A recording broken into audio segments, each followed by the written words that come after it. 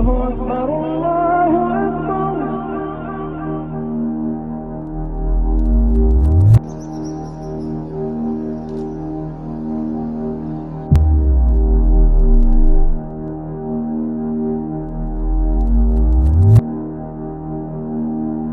morning, for the first time ever, Pope Francis delivered his Sunday prayer via video link.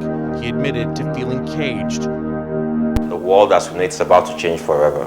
By the time people woke up here, normal life had been suspended. The world system is already collapsing and nations are in peril. We are facing a serious disaster. This is not the time for our usual jokes and comedy skits. Laughter won't save us from this. The coronavirus has made landfall and the world will never be the same again. Don't be deceived by stupid propaganda. Don't let anyone tell you it's just a flu that affects only the elderly and the weakened. The world is facing an existential threat and most people don't know it. After nearly 6,000 cases of COVID-19 and more than 300 deaths, in the early hours the Italian Prime Minister announced drastic limits on people's lives. There's a pattern to the plagues that the world has experienced and the pattern still holds true.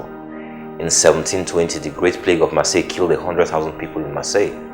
In 1820, the world experienced the first cholera pandemic, which also killed over 100,000 people. In 1920, it was the Spanish flu. It was an influenza pandemic that infected over 500 million people and killed over 100 million people. It is now 2020, and it is the coronavirus. The mistake we are all making is thinking that the world of 1920 is the same world of today. The world has truly become a global village and we are more connected now than we've ever been.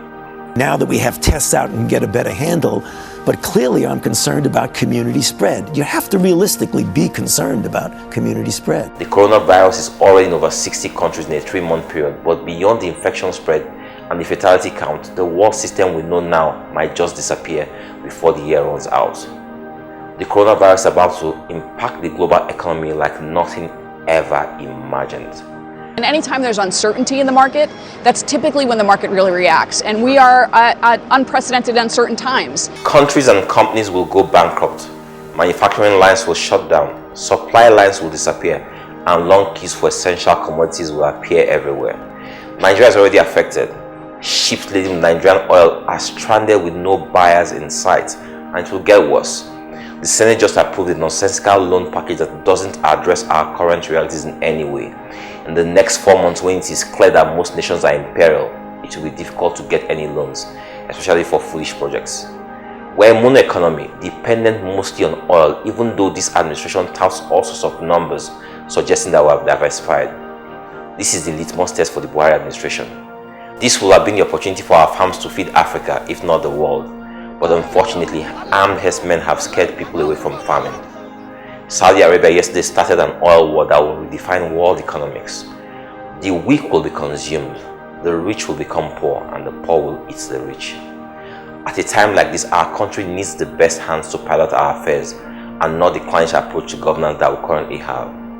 Our fault lines are about to be exposed. The world will see our nakedness.